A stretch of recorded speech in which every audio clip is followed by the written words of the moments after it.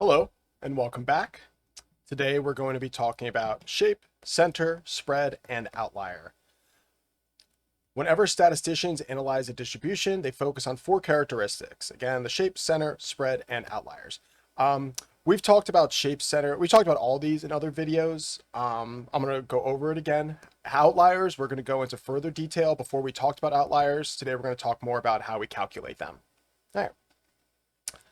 So here we have an example. Okay, here's our data set. Here's our histogram. We have our axes labeled, X and Y. We have our break because we skip 0 through 49. And here we have our ranges, and we have how many numbers occur within each one of them.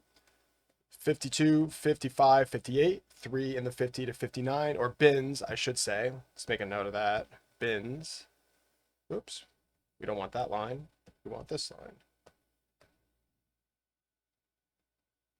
Okay. Anyway, so here we have our bins. 50 to 59, there's 3. 52, 55, 58. 60 to 69, we have 6. 1, 2, 3, 4, 5, 6. 70 to 79, we have another 6. 1, 2, 3, 4, 5, 6. 80 to 89, we have 4. 1, 2, 3, 4. And 90 to 91, we just have 1, our 92 here. Okay. And here's what it looks like when we graph it. Easy enough. We've already gone over this. Describe the overall appearance of our distribution. We should know what this looks like from a previous video, but let's review. So here we have our distribution shapes. Symmetric, both sides look approximately the same. This one here, they're exactly the same, and you can see, let's go to the pen, change this to this. If I draw a line going straight up the middle, we can see both sides mirror each other. That's what it means to be symmetric. Next, we have right skew. The tail extends further to the right. Here, this is the tail where it kind of slopes down like that. You can see if I draw a highlighter going through the tops of our bars, this tail right here, this is our skew. I see a common mistake is students will say the skew is where the peak is. That is incorrect. It's where the tail is. So this is on the right side here. Here we have an example with a left skew, and we could see same thing. Our tail here is on the left side, left skew. Uniform, bars have roughly equal height. I've added the 5 up here just to show it could be a little uneven, but this is still close enough. The overall trend of this thing, for the most part, just looks like that. And there's an example of uniform distribution. And bimodal, when 2 peaks occur, the overall shape of that's going to look something like this. We can clearly see peak here, bimodal distribution. Cool. Oops, I want this button. There we go. All right. So our histogram from earlier. What is the shape of this thing? If you said right skewed, you were correct. You could see we have our tail going this way. And really, this thing is right skewed. What makes it right skewed is our 90 to 91 here. If we go up here, and let's get rid of that and see what this looks like. Get rid of this. Get rid of this. The line goes away. We can live with that. And now we have a distribution shape that looks like this. This we would say is symmetric. Now it might be 3 and 4 on this, 3 on the left side, 4 on the right, but it's close enough. We can call that symmetric. It doesn't have to be perfect. Okay. Distribution is named after the direction of its longer tail. Okay. All right. The center is the typical value. We measure the center with the mean or the median. We use the median when the distribution is skewed or contains outliers. Okay. If the distribution is bimodal, uniform, or symmetric, we can use the mean. Any other case, we use the median. But in these cases where we look for the mean, it should be the same as, if not close enough to the median. For statistics, the good rule of thumb to take the median over the mean, and it's because outliers will skew data. But if we don't have any outliers or anything to skew the data, like I said, they should be close enough. All right, so for our example, here is all of the elements of our data set, and I crossed off numbers to find the 2 middlemost values, 70 and 72. We take the mean of those values and get 71. we have the median is 71. Therefore, the center is 71. And again, we use the median for ours because it has the right skew. All right. Spread, how much the data varies. We find common measures for how to find the spread. The range, which is the overall spread, maximum minus minimum. Interquartile range, we talked about that in the box plots video, Q3 minus Q1. And then there's also standard deviation. I'm not going to talk about this today. I just want to introduce it to show it is another common measure of spread. Standard deviation is how spread out the data is from the mean. This is a super useful piece of information in statistics. Like I said here, we're going to cover it more in a later video. There's a lot I could say about this, but for now, I just want to introduce that it exists. All right. So looking at our data, the range, again, maximum minus minimum, 92 minus 52, 40. The range of our data is 40. The interquartile range. Okay. So I broke it into two groups here. Now, we have an even number of elements in this data set. So when we have an even number, we include the two middlemost numbers to find our Q1 and Q3. When we have an odd number, like in previous examples, we exclude it, okay? So if we're looking for quartile 1, we include the 70 in our calculation. And when looking for quartile 3, we include the 72 for our calculation. So the upper, or the lower limit, I should say, the lower bound, the two middlemost numbers are 61 and 63. We take the mean of those, 61 plus 63 over 2 equals 164 over 2. Quartile 1 is 62. And here we have how I calculated quartile 3, the upper bound, the higher values. We take the mean of the two middlemost values from this data set, 78 plus 80 over 2 equals 158 over 2 equals 79. So quartile 1, 62, quartile 3, 79. So the interquartile range, Q3 minus Q1, 79 minus 62, our interquartile range is 17. Okay. And like I said, standard deviation will be covered in its own video.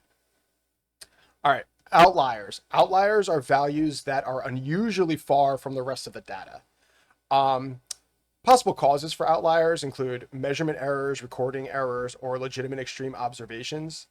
For the most part, it's tough to say. Like if you have an outlier in your data, if you collect data and you see an outlier, it's good to double check to make sure you did not have an error, but they do occur. An example I like to use of outliers is here in the state of Connecticut. Connecticut's one of the wealthiest countries in America. And it's because there's so much wealth concentrated in Fairfield County that it skews the data. Fairfield County is an outlier compared to the rest of Connecticut. If you remove Fairfield County from the rest of the state of Connecticut, Connecticut drastically drops in how wealthy of a state it is. That's an example of an outlier, a little economical one. But all right, so how do we find outliers? How do we calculate it? Here we have an example data set. Here's our data, all in increasing order. And you could just look at this data, 2, 4, 5, 6, 7, 8, 10, 12, and 35. It's really obvious to look at it and say, wow, this 35 is, the difference between 35 and 12 is what, 22? And the range of this is only 10. So from here to here is 10. Now let's write this out so it's more clear. From here, oops, we don't want that line. We want this line. All right. So from here to here is a range of 10. And then from here to here is a range of 22.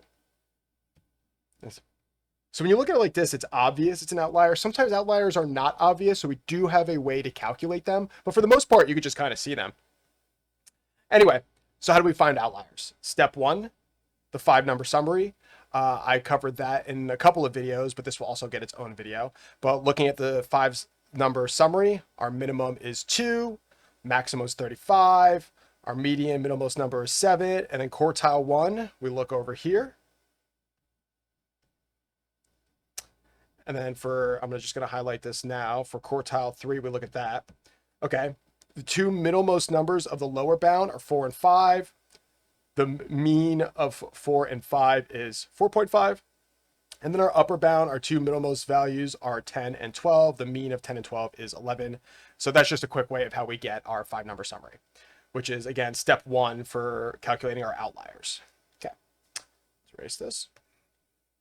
All right, Step 2, calculate the interquartile range. So we take Q3 minus Q1, 11 and 4.5. 11 minus 4.5 is 6.5. Our interquartile range, 6.5.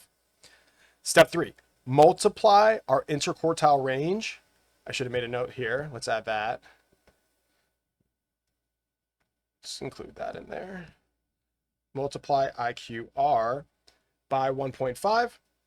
Okay, so again, interquartile range right here, 6.5. 6.5 times 1.5 gives us 9.75. Okay, and then this number is what we're going to use to calculate the range to find our outliers. So first we find the lower fence, and the lower fence is any number less than this is an outlier. So the lower fence is calculated with Q1, which again we have as 4.5, minus the number we calculated from step 3, which is 1.5 times our IQR. So then we have 4.5 minus 9.75. The lower fence is negative 5.25. And then our next step is the upper fence, which is the same idea, but with quartile 3. Now, for this, it's minus because it's numbers that are going to be lower than this number. For our upper fence, it's going to be plus because it's numbers greater than this value. So we find quartile 3, which we know to be 11. And we add our number from step 3, 1.5 times the IQR, 11 plus 9.75, and our upper fence is 20.75. So now, our last step, identify outliers. Any values outside this range, so less than our lower fence of negative 5.25, or greater than our upper fence of 20.75 is an outlier. So if we look at our data, our minimum is 2. 2 is greater than negative 5.25. It's within our fence area.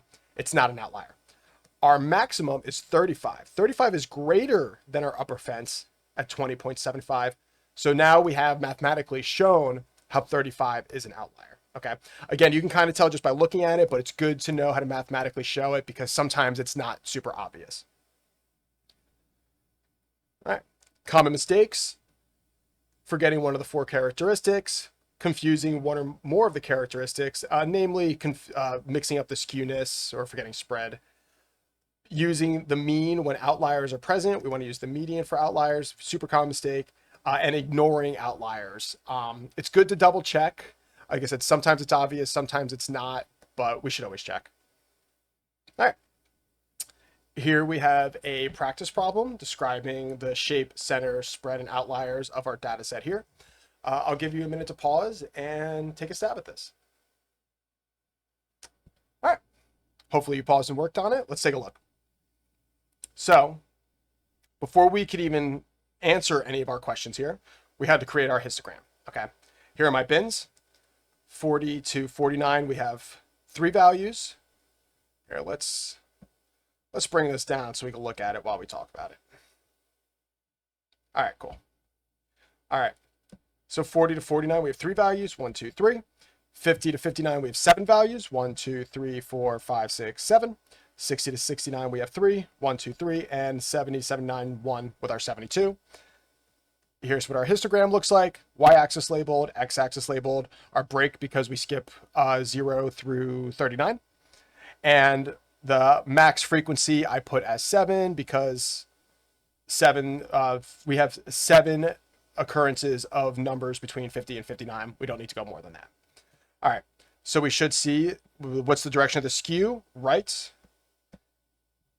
And we could see we have our tail here. Again, if our 72 did not exist and this was gone, it would be symmetric, but because of this value, we have a right skew. Okay, question 2, what is the center? The center is 55.5. So I actually am wrong here. I'm going to fix this. I said no outliers, we take the mean. But what I forgot was when we have a skewness, we still take the median. So this is actually incorrect. Let's fix this now. And let's take a look. What should this be? Okay. Let's cross. Do. Our 2 middlemost values are 55 and 56. Oh, look at that.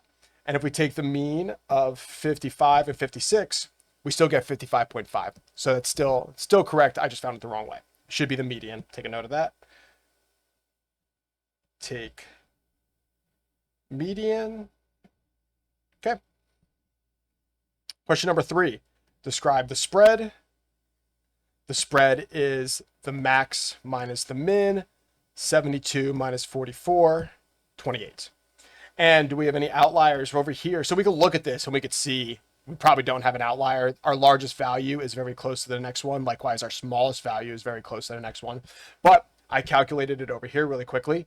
Quartile 1 is 50. Quartile 3 is 60. The interquartile range is 10. 60 minus 50. 1.5 times our IQR is 15. So then we do 50 minus 15 for our lower fence of 35 and 60 plus 15 for our upper fence of 75.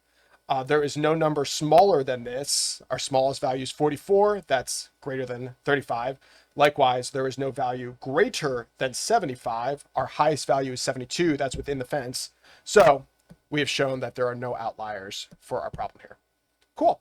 And that's everything I have on this. Thank you for tuning in. As always, a link to the notes will be in the video description, and I'll see you next time.